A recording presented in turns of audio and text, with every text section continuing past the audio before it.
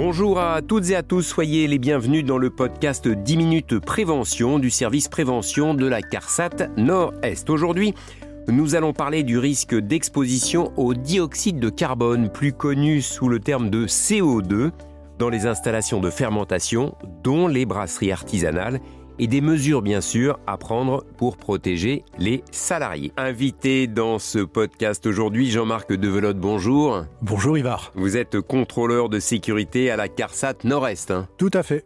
Alors, avant de rentrer dans le vif du sujet, on va peut-être rappeler ce qu'est la CARSAT et quelles sont ses missions en synthèse. Donc la CARSAT Nord-Est est bien connue pour le traitement des retraites chez les salariés du régime général, mais il y a aussi une dimension qui concerne la santé au travail, et elle est en charge de tout ce qui relève des accidents de travail et des maladies professionnelles en France au régime général. Et des conseils pratiques à donner, bien sûr, aux employeurs pour que les salariés travaillent le plus en sécurité. Absolument, c'est notre mission. Le problème du dioxyde de carbone, donc ce CO2, dans les installations de fermentation, dont les brasseries artisanales, c'est un problème quelque part naturel. Alors on va faire un petit peu de technique. Justement, pourquoi est-ce qu'on va trouver ce dioxyde de carbone, ce CO2, dans les installations de fermentation, dont les brasseries artisanales ? Il y a deux grandes sources, on va dire, de CO2. Il y a d'une part le CO2 qui vient naturellement du principe de carbonation, c'est-à-dire qu'au moment de la fermentation de la bière, vous savez que la bière, il y a des céréales, il y a de la levure, et tout ça, ça se transforme et ça génère du CO2. Ça, c'est la première source. La deuxième source va plutôt provenir de manière artificielle, c'est-à-dire qu'on va injecter parfois du CO2 pour diverses raisons, soit pour pousser la bière depuis les cuves, ou soit tout simplement pour remplir de CO2 les fûts pour éviter qu'ils ne s'oxydent liés au problème de l'oxygène. C'est clair. Jusque-là, j'ai envie de dire, pas de problème, sauf que ce dioxyde de carbone, il est toxique pour l'homme.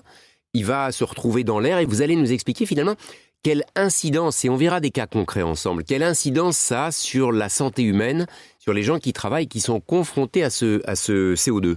Alors le CO2, on le trouve partout, il est présent dans l'air. Alors il est présent à 0,04%. C'est les conditions normales. Dans l'air ambiant, si j'ose dire, d'une manière générale. D'accord. Partout. Et jusque-là, on peut le respirer sans problème. Sans problème. Si on a trop, effectivement, par exemple, et on va voir pourquoi précisément, à quel niveau ça va commencer à devenir délicat pour l'être humain et à quel niveau ça va être toxique, voire mortel ? Ça commence à devenir problématique à partir de 2%. 2% dans l'air, on va commencer à avoir une augmentation de la fréquence respiratoire.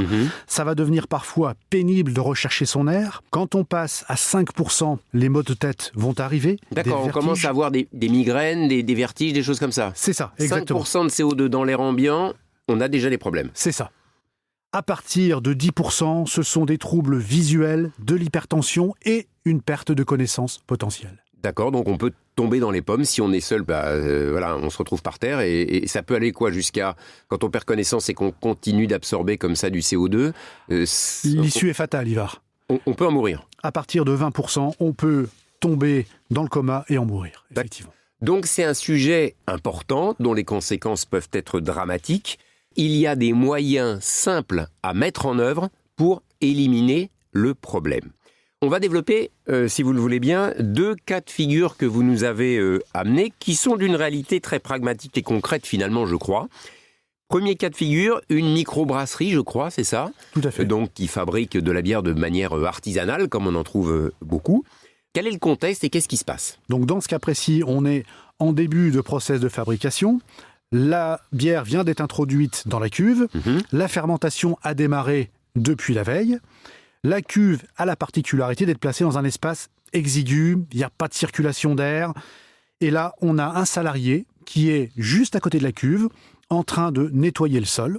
La cuve est en train de rejeter en même temps du CO2. Elle déborde de CO2 invisible, inodore, pour être concret. On est dans une pièce un peu confinée, peut-être en soubassement, pas de fenêtre, pas de porte, c'est quasiment fermé. Le CO2 va avoir tendance à se diriger vers le sol. Il va être de plus en plus important dans sa concentration. Il augmente progressivement et notre salarié se sent mal, commence à avoir des difficultés de respiration et des maux de tête. Donc tout de suite, il s'éloigne, je dirais instinctivement, il va dehors comme on irait prendre l'air. Respirer dehors. Exactement, c'est ça. Et ce qu'il faut bien rappeler, c'est que ce gaz est plus lourd que l'air ambiant. Donc on imagine une cuve qui se vide de ce CO2 et ce gaz qui remplit progressivement la pièce jusqu'à atteindre le système respiratoire finalement de la personne qui y est, quoi. C'est tout à fait ça, Ivar. Ça peut être une issue dramatique, on l'a vu, fatale. Qu'aurait-il fallu faire? Que faut-il préconiser pour éviter une situation comme celle-là? Alors dans ce cas, la première des choses est d'informer le salarié ou les salariés concernés des risques liés au CO2. Il aurait fallu déplacer la cuve dans une zone plus spacieuse si possible et surtout aérée. Soit aérée de manière naturelle, soit au moyen d'extracteurs d'air de manière à créer un courant d'air. Et enfin, mettre un détecteur de CO2 avec une alarme qui prévient et qui informe le salarié des dangers potentiels. Le dernier point est quasiment un truc évident qu'il faudrait installer, quoi, ce détecteur de CO2, parce que c'est le signal d'alarme qui permet d'éviter l'accident fatal quelque part. C'est tout à fait ça. Donc, pour ce cas de figure, installer cette cuve dans un endroit ventilé, aéré, et avoir un système de détection d'alarme pour indiquer qu'il y a du CO2. Second cas de figure qu'on va traiter comme exemple, qui est, je crois, un petit peu à l'autre bout de la chaîne de production de la bière, avant de la boire peut-être, avec modération bien sûr. Absolument, on n'en est pas loin. Donc là, on se situe effectivement juste avant le conditionnement.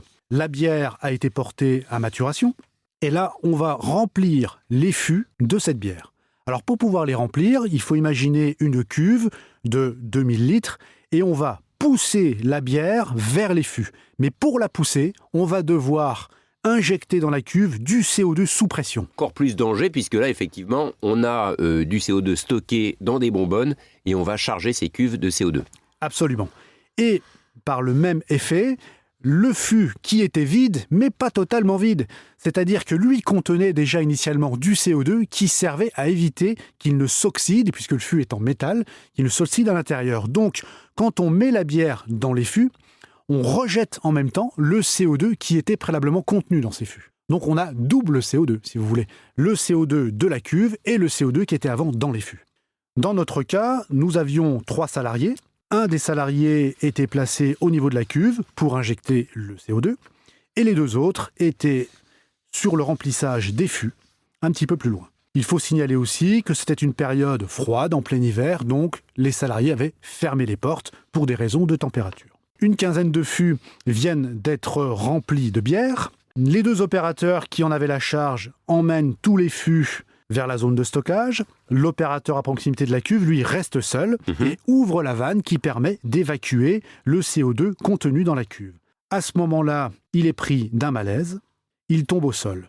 Ses 2 collègues reviennent dans la zone de fabrication. Le découvrent tel quel au sol. Absolument. Et leur premier réflexe quelque part est d'ouvrir en grand les portes, d'appeler les secours et d'aller chercher ensuite leurs collègues qui étaient tombés. Là, ils se sont rendus compte qu'il y avait un problème et finalement, ils ont quasiment identifié le problème, mais trop tard, quoi. Ils avaient oublié les principes de base à mettre en œuvre dans ce type de cas de figure.